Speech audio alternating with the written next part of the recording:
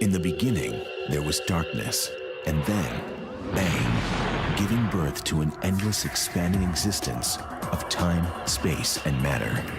Now see further than we've ever imagined, beyond the limits of our existence, in a place we call the universe. From our beginnings, the human race has endeavored to extend our reach. And now we're headed for the final frontier. We should be a two-planet species. From an outpost on the moon to a full-fledged colony on Mars. It could be a challenge. It could also be a disaster. Right now, we're building the rockets to get us there, and the machines we'll need to survive. Do you have the right stuff to join the crew? I want 2 Scotties and 2 Spocks. The countdown begins now. The universe, colonizing space.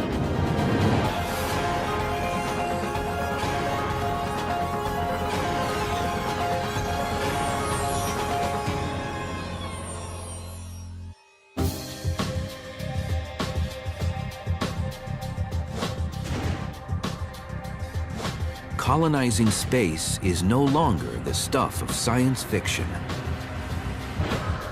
It's likely the first humans who will live on another world have already been born on Earth.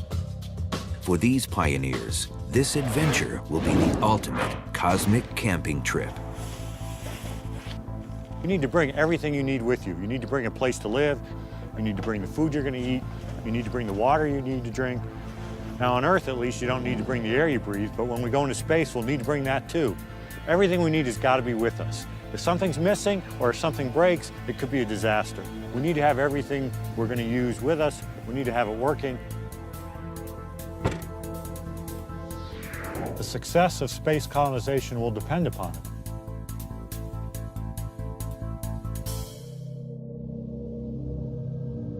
The ambitions to settle somewhere out there go right to the core of our existence. Compelling reasons to colonize space are to see if we can expand the range of our activities beyond the Earth, or are we really confined to the Earth? I think that's an important question we need to know the answer to. The second one is, what's the role of life? We have on this Earth a phenomenon called life. Is it destined to spread beyond the Earth? We are the species that can cause that spread. Carl Sagan, the great noted astronomer, once said that we should be a two-planet species. That is, we should colonize one planet and also have the Earth because, for example, the Earth is in the middle of a cosmic shooting gallery. There are comets and meteors whizzing all over the place on a scale of hundreds to thousands and millions of years. And we need a spare planet because it's simply too precious to put all life on simply one planet.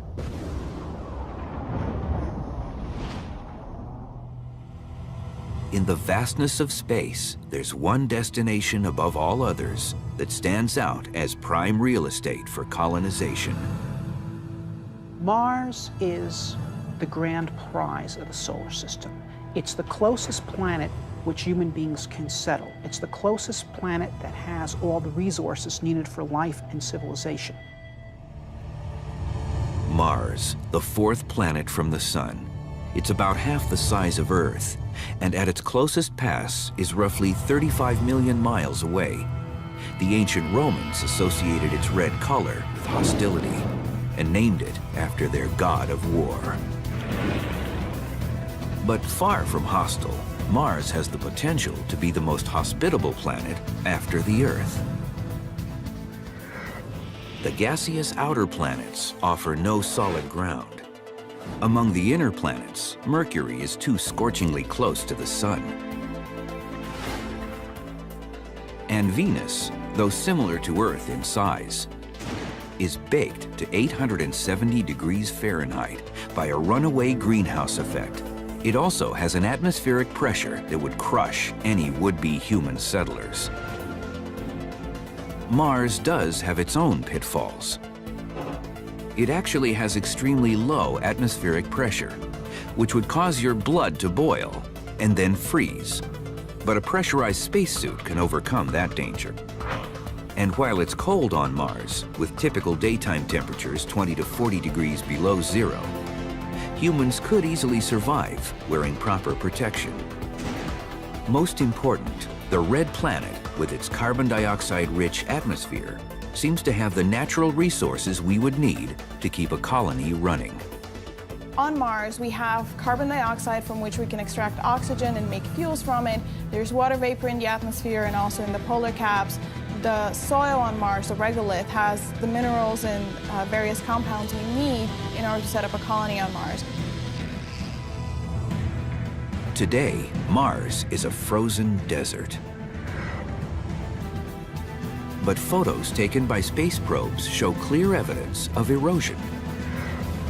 This means that not only did Mars at one time have water on its surface, but also that it may have once supported life.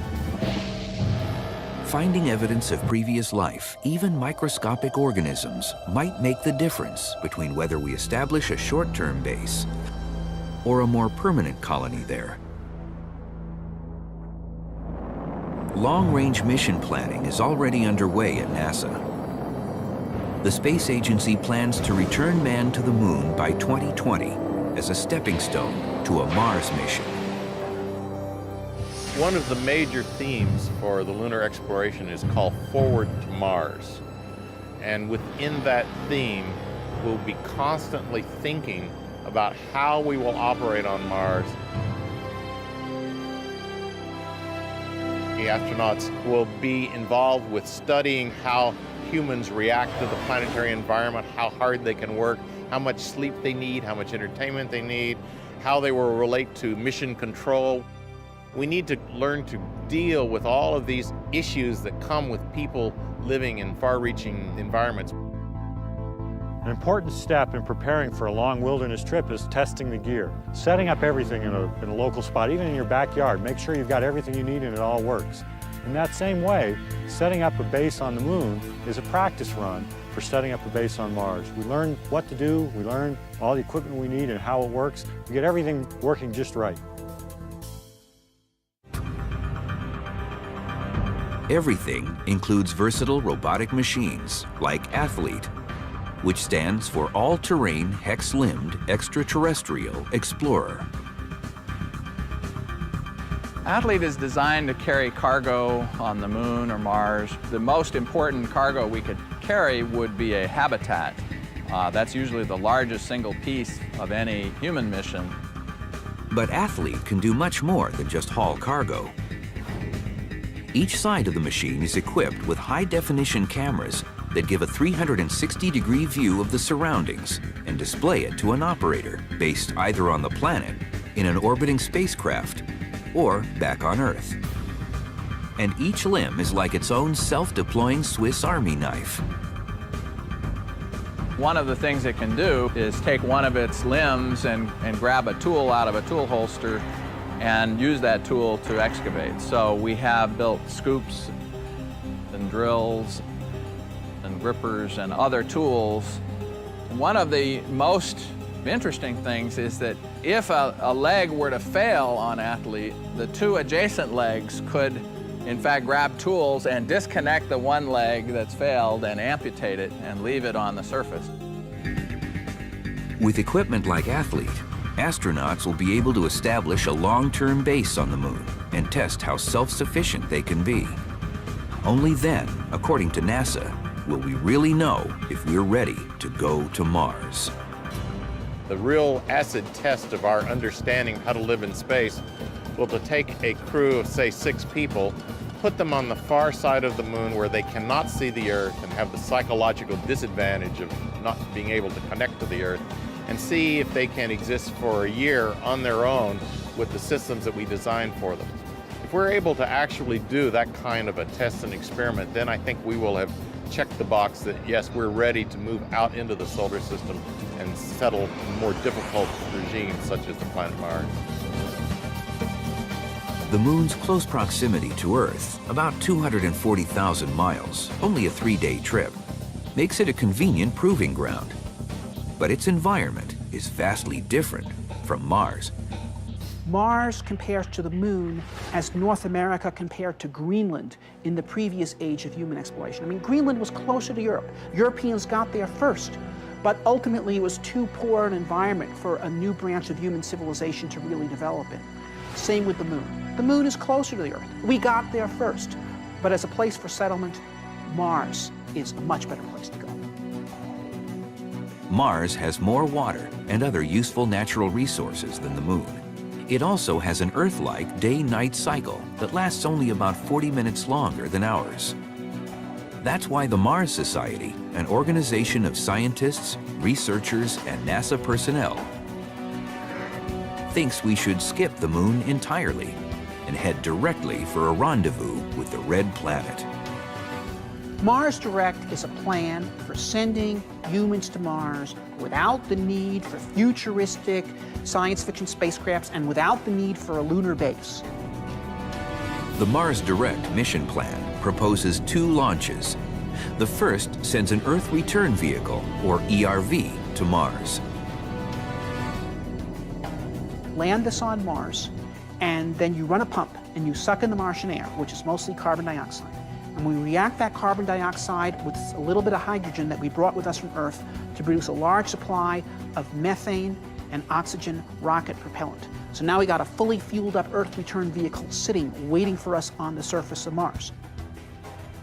The second launch sends a crew habitat module to Mars. After conducting their mission on the Red Planet, the astronauts board the ERV to return home and leave behind the habitat module. Each time we do this, we add another HAB module to the base. And after a few missions, we've built the beginning of the first human settlement on a new world. There is nothing in this that is beyond our technology. It's simply a question of having a little bit of moxie, a little bit of will.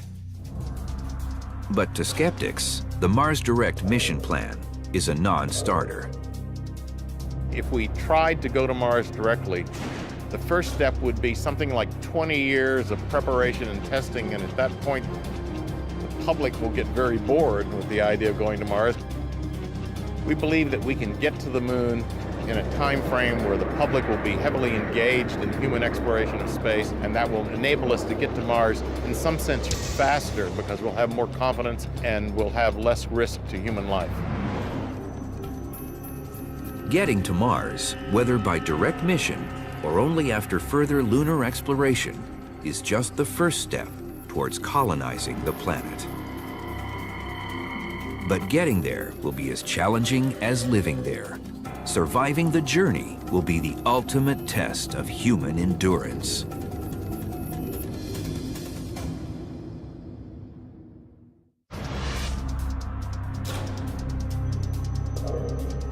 The trip to Mars is 6 months long. That's when the Earth and Mars are at their closest alignment, making it the best time to depart. Earth and Mars both go around the sun, but they go around at different rates. And every 2 years, Earth and Mars are on the same side of the sun, and so then that's when it's close. And then it only takes 6 months to get there. When Earth and Mars are on opposite sides of the sun, forget it. You're not going from one planet to another. Not with the technologies we've got. You got to wait for warp drive or something like that. There are new hardware elements that need to be developed to enable a human flight mission to Mars, but no new technology. Everything we need to make, we know how to make. We are much closer today to being able to send humans to Mars than we were being able to send men to the moon in 1961 when Kennedy started the moon program. And we were there 8 years later. 0, all engine running. The new hardware will include the Ares, the next-generation rocket that will launch man to the moon and beyond. The Ares should be ready for liftoff within a decade.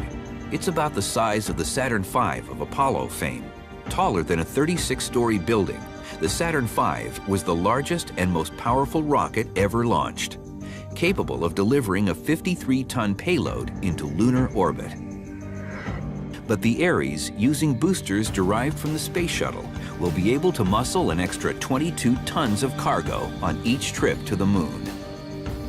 So if you have very large rockets, you can have fewer launches in order to assemble the spacecraft that goes to Mars. So the large rocket is really a product of the desire to ultimately look at Mars in our exploration scenarios.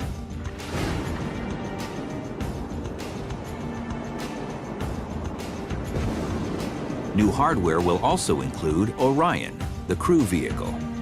It will be more than 2.5 times the volume of an Apollo capsule. On its missions to the Moon, Orion will dock with a lunar lander sent into space on a separate launch. Unlike Apollo spacecraft, Orion will orbit the Moon unmanned, while lunar explorations take place. The astronauts will redock with Orion for the return to Earth. This new crew vehicle will borrow much of its hardware from the space station.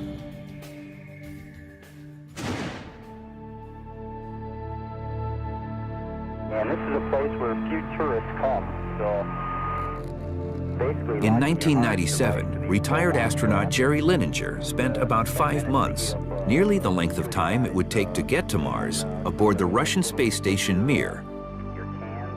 While on the long mission, he overcame many dangers, including the most severe fire ever on an orbiting spacecraft. A chemical leak ignited a blaze that lasted 90 seconds, threatening the crew. I processed a lot of the things that I think pretty much saved our lives are these oxygen breathing devices, and during the fire, of course, that had to go on quickly. If anybody knows firsthand how the hardware, including life support systems, will work on the spacecraft taking man to Mars, it's him. Down here on Earth, you take so much for granted. You know, we're out here, sunshine, the fresh air all around you. You know, in space, you have to make it. You've got to make the oxygen. Up there, you're in a closed ecosystem. You have to recycle, you know, whatever you can. And the toilet itself is over this way, and it's a very simple design. For example, we take the urine, collect it using a little funnel, little suction device. For the male or female urination is this tube here is used. We'd collect that up, we'd convert the urine into water, water to oxygen, and we would breathe our urine inside that closed ecosystem of a space station. I hope you've got a feel for the space station as we flew you through it.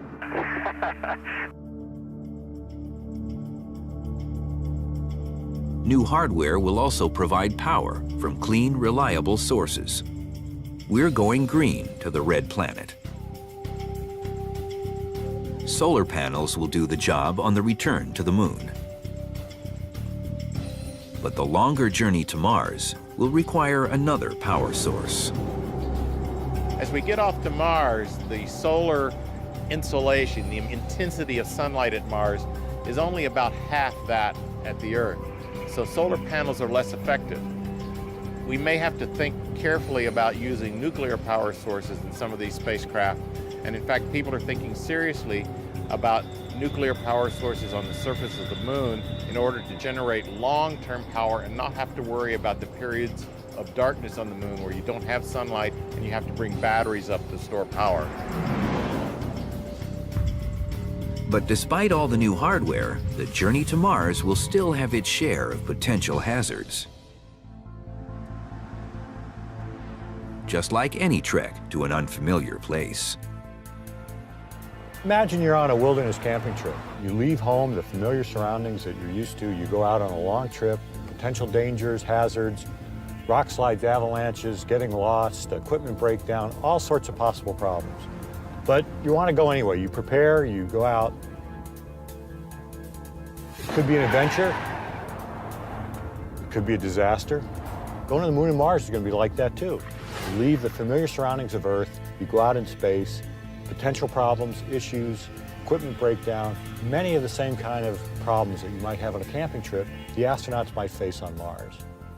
It could be a challenge, it could also be a disaster.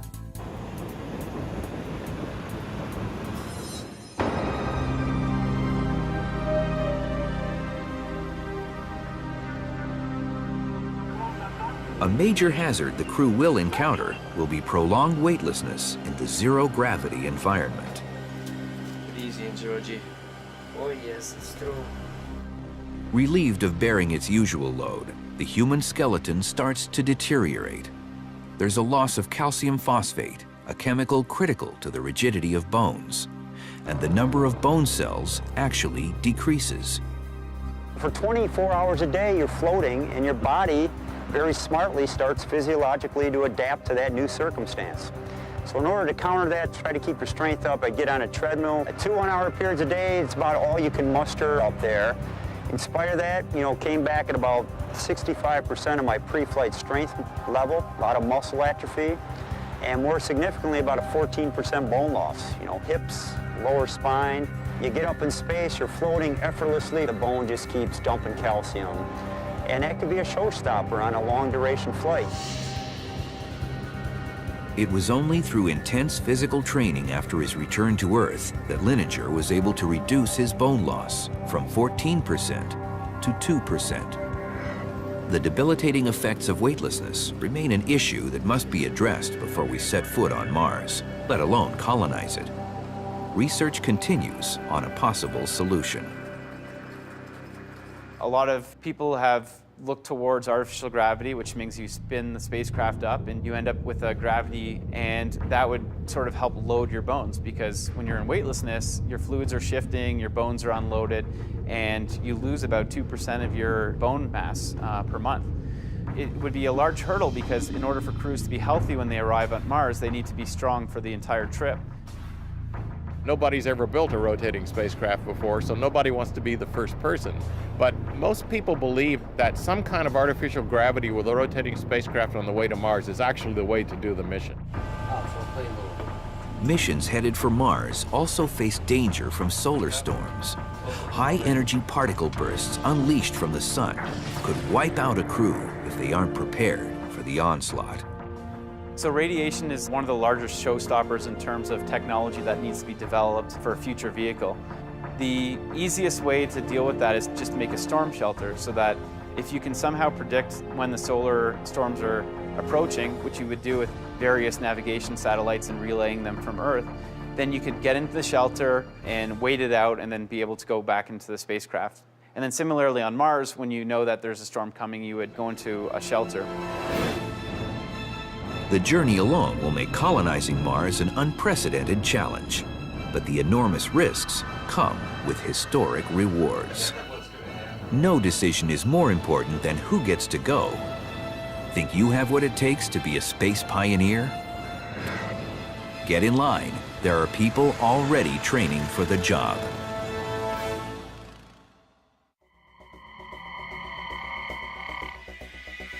Colonizing Mars will require a special breed of people. With missions that could last more than 2 years, selecting those with the right stuff to be planetary pioneers will be critical to the success. 2, 1, we have ignition. The cost of a launch in the billions of dollars and the tight quarters of the spacecraft will keep the number of crew people to a bare minimum. I believe that number is 4. It's the smallest number you can send and divide the crew up into 2 groups and have no one be alone.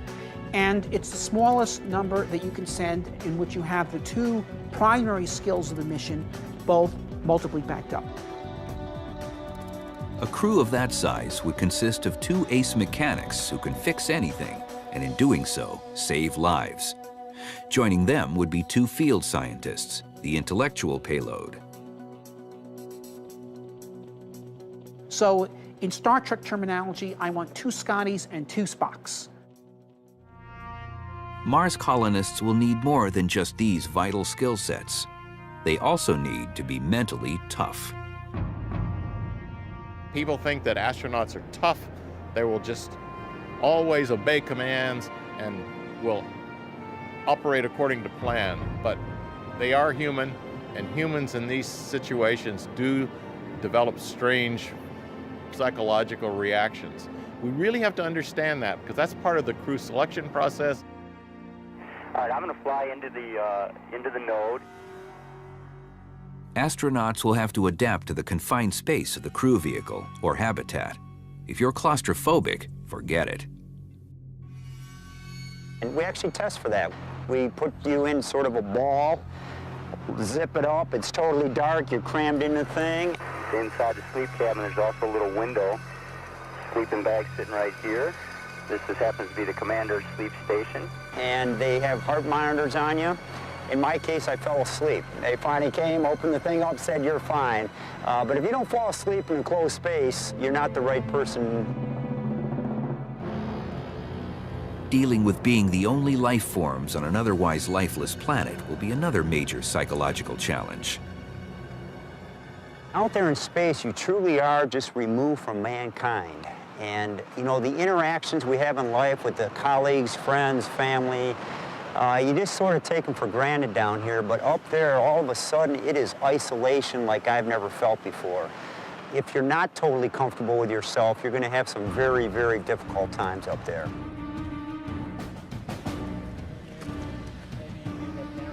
So it's been 4 months simulated Mars mission. Everyone's doing great. To train people for this extreme mission, the Mars Society has built 2 Mars analog research stations to practice simulated missions. Crews consisting of as many as 6 people, mostly university scientists and NASA personnel, operate under many of the same constraints that astronauts will endure on Mars. They don't go outside without wearing spacesuits. They live on Martian time, 37 minutes longer than an Earth day. Their communication with Mission Control in Denver is on a 20-minute delay to simulate the time it takes for a radio signal to go from Mars to Earth. Maybe most challenging, they must coexist in a habitat with minimal personal space. By doing that, you find out what works on Mars and what doesn't, and what kind of skill mix, what character mix you need in the crew, what technologies are likely to be most useful to the crew, how to organize the crew, who should command the crew, how tight you can ration the water and still sustain morale while you're doing this kind of work.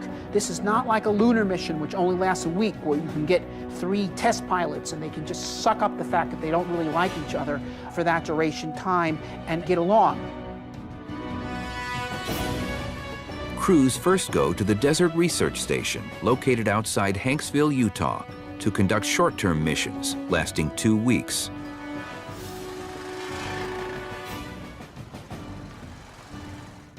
During that time, they perform EVAs, extravehicular activities, such as collecting soil samples for geological study. After completing their desert work, the crews are ready to join longer missions, lasting up to 4 months, at the research station on Devon Island in the Canadian Arctic. Devon Island is one of the key places that you can conduct Mars research because of its isolation. It's the largest uninhabited island in the world. There are no signs of life around, maybe some bacteria and algae growing on the rocks. And also because the crater formation that the research station is located on is similar to a crater that you would typically find on any planet. There's a lot of permafrost up in the Arctic, and drilling into there looking for microbial life could be a similar experiment to what you would do on the surface of Mars. We're going on our radiation/weather station EVA. We'll be taking readings of the surrounding area. In addition to conducting field research, scientists at both stations also study each other as part of what they call human factors. The human factors research looks at the interactions between humans and computers, the interactions between humans and their environment, and with each other. By learning how we're going to react with each other in different situations, we can then learn how a crew will react together on the way to Mars or on the surface of Mars. A lot of our findings sound very obvious, but they have not really been paid attention to before. For example, the very first thing you learn is that this activity, a field exploration while wearing a spacesuit, is a physical activity. The amount of exploration is very much contingent upon your physical fitness. So what is this saying? It's saying you don't want to go to Mars in 0 gravity if you want to actually get anything done, because you'd be deconditioned. Another key finding was determining how little water humans need to survive.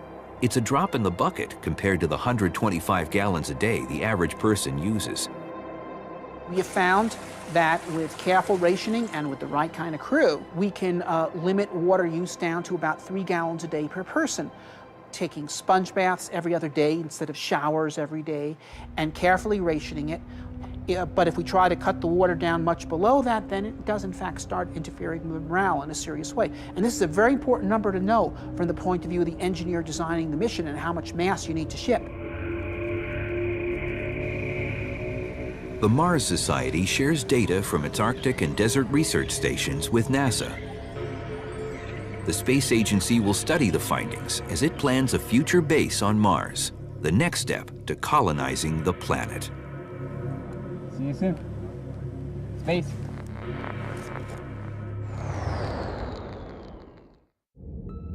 The year is 2040. The destination? Mars.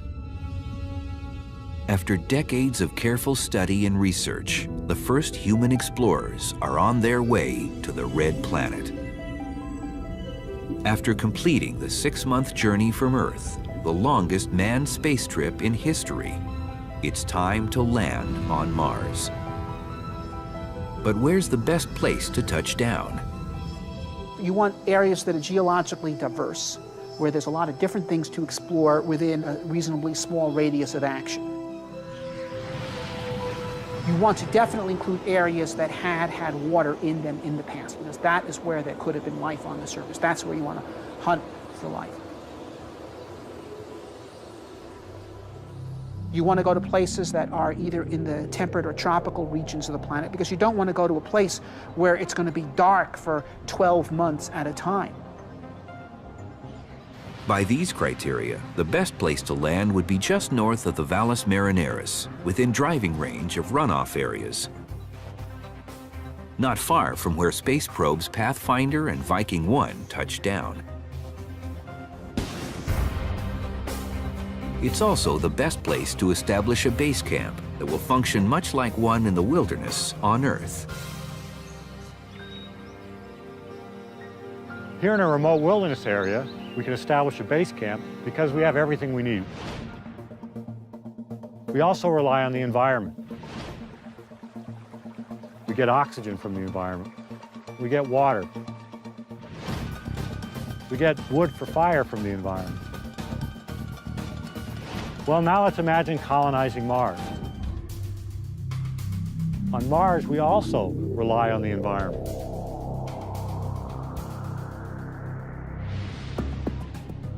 Colonizing Mars is going to require using the oxygen from the Mars atmosphere that we could derive from the carbon dioxide, growing food on Mars, getting water from the atmosphere on Mars. The same mix of resources from the environment and material that we've brought with us is what's required to allow us to successfully colonize space. Once the base has been established, the primary objective of early missions is to search for evidence of life in the past and the present.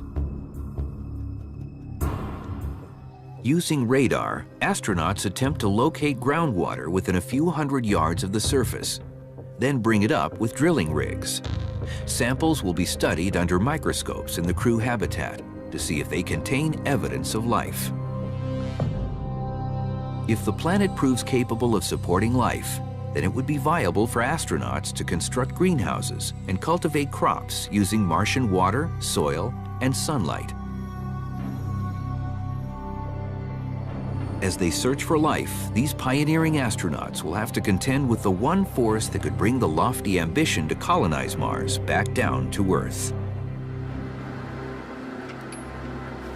That's gravity. The gravity on Mars is 1/3 the gravity on Earth. We don't know if that's enough gravity to allow for healthy bones and muscles. If Mars gravity is not suitable for human long-term survival, then it may become a place we visit. We may go there for a week or so. It's a tourist attraction, but it's not a home. And so that's a fundamental question that needs to be answered.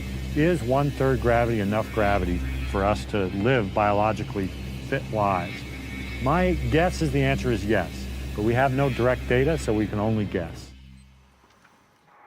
Discovery and Alpha, capture confirmed. And ISS is in... Getting direct data will be vitally important. Houston, copy. So will communicating it to Earth. The lag time in radio communication between the Mars crew and mission control, as much as 40 minutes depending on planetary alignments. will affect how the astronauts conduct their research.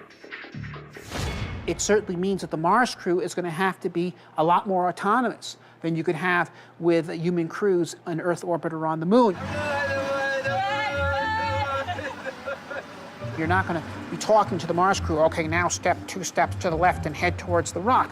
They are going to have to make their own decisions, and I think more generally the Mars mission is going to have to be led from the front, and that the commander of the Mars mission will be in the Mars mission, and rather than have mission control, we will have mission support on Earth. Good luck. Back to work now. Back to work, all you guys. The habitat that will house the astronauts offers a preview of structures that could form the first settlement on Mars. As proposed in the Mars Society's direct plan, the initial habitat will be the crew vehicle itself. The tuna can, as its proponents call it, is about 20 feet tall and 27 feet in diameter.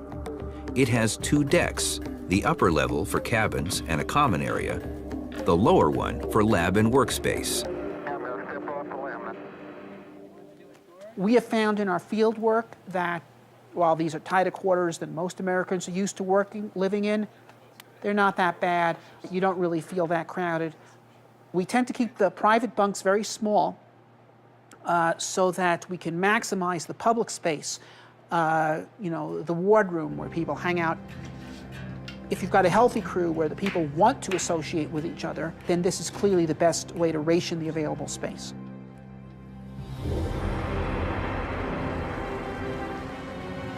As more pioneers settle on Mars, it may be safer to move the growing community underground. Because it's a terribly dangerous place. There are sandstorms that can hit and knock over any surface establishment. There's horrible ultraviolet cosmic rays effects. You're going to want to save people's lives, save their reproductive abilities. You're going to want to have a place where you can raise children. You're not going to do that at the Martian surface. You're going to be doing that underground. Under those circumstances, it would be more like vast urban malls. Probably very nicely lit, nuclear and solar power. It shouldn't be a terrible life, providing that they get to a tipping point in technology, a tipping point in support from the outside world.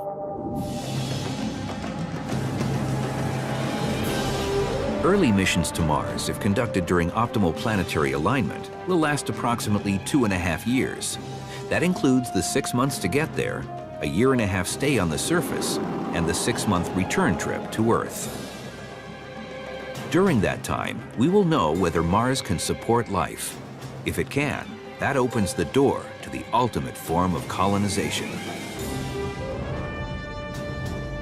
Terraforming the planet to make it more like the Earth.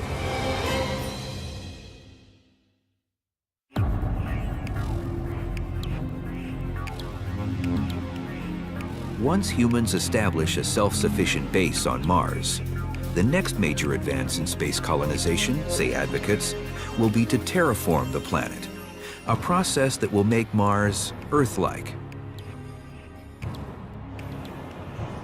Wherever humans have settled, they've remade the environment to suit their needs. Mars may not be any different. Terraforming is perhaps the ultimate way to create a new Garden of Eden in outer space. And how would we do it? Take a look at Mars. Mars is a frozen desert. First, we would have to raise the temperature. We know how to warm up planets. We're doing it right here on Earth, where it's not a good thing.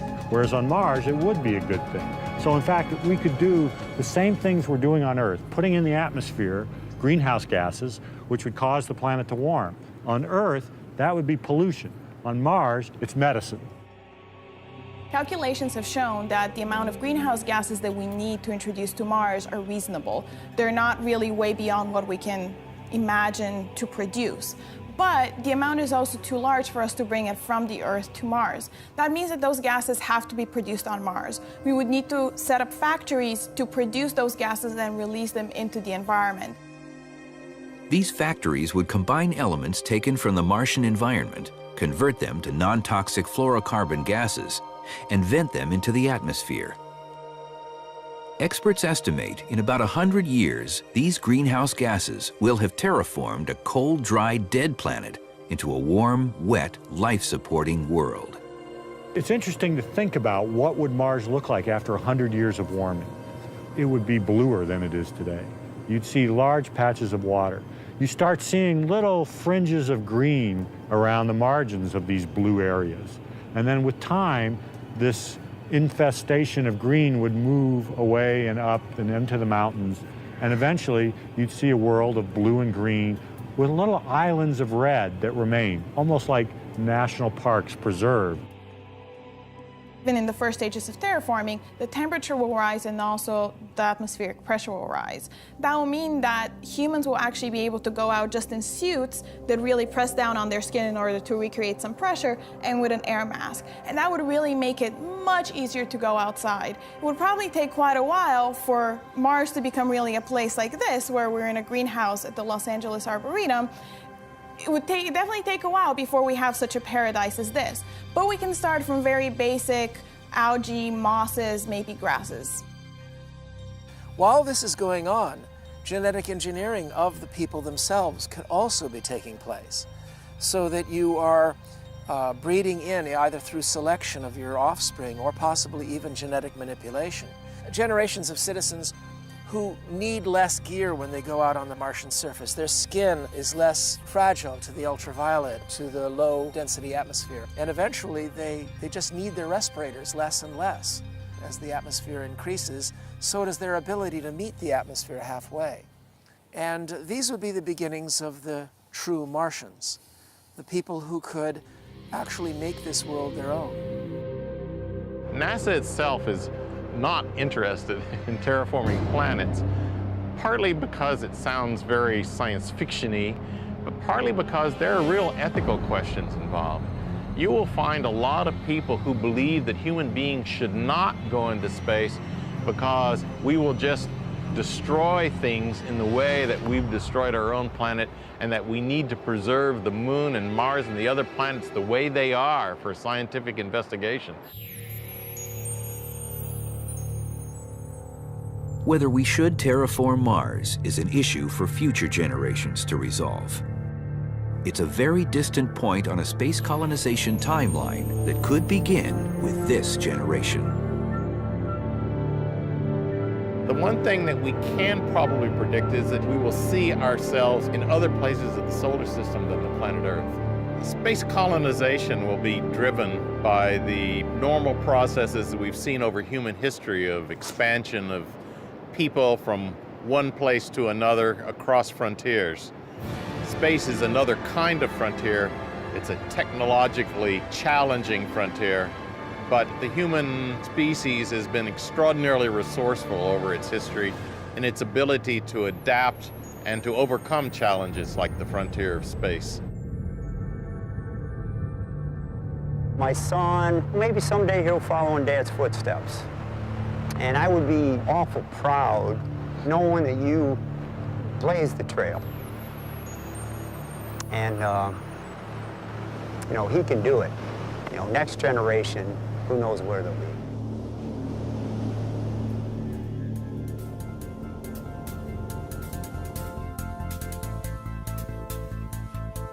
Space colonization will be the ultimate camping trip. It'll test our equipment, it'll test our planning, it'll test us. But it'll be worth it. We'll learn a lot about space, about our own Earth, and about ourselves.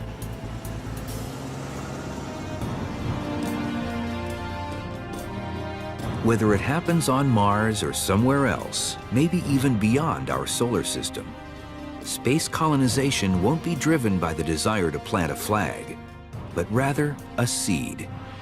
In the future, when we gaze into the heavens and ask, "Is anybody out there?" the answer just might be, yes, it's us.